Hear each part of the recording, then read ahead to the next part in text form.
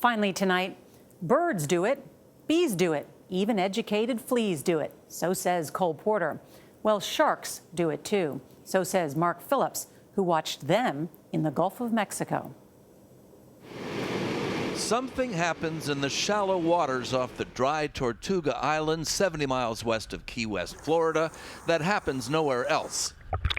Every year, like clockwork, sharks gather here for their annual underwater mating dance.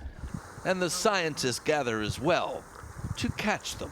They love this place. This is a, shark dating bar? It is. It's a singles bar for sharks. Wes Pratt and Nick Whitney from the New England Aquarium. This is the only place in the world where you can study shark mating behavior on a reliable basis.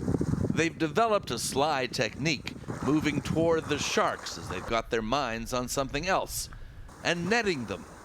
It's the kind of thing you better get right the first time. Nice. These are nurse sharks, not the most fearsome species, but they can still take a chunk out of you when disturbed.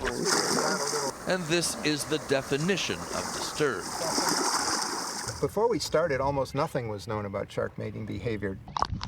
This particular species is a window into that world. White sharks, blue sharks, hammerheads, all mate like this.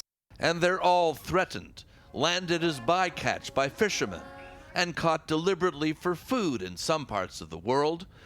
Without enough sharks at the top of the food chain, the rest of the marine world is out of whack. So yes, sharks need our help. They need our research. Technology is helping that research. Wes and Nick not only tag the sharks, they attach cameras and instruments that track movement. The devices float to the surface after a few days, revealing whether the animal has found a partner. There he goes. They don't just study the sharks here, they get attached to them, naming them. This female, they gave a special name in honor of our visit. All right, she goes, Shark Nora. Nurse Shark Nora, off pushing the bounds of science. Mark Phillips, CBS News, in the Dry Tortugas. Well, it's not that often that you have a shark named after you. Thank you. There are plenty of fish in the sea, as they say.